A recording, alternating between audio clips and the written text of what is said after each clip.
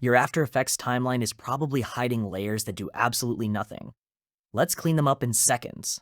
Here's a composition with hidden, shy, and locked layers scattered throughout the timeline. Instead of manually searching through your timeline, you can instantly preview how many invisible layers exist before deciding whether to delete them.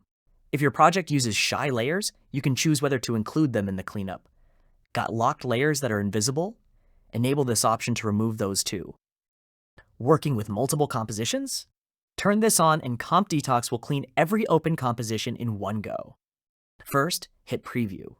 This shows exactly how many layers will be affected before anything gets deleted. When you're happy with the preview, click Delete and the cleanup happens instantly.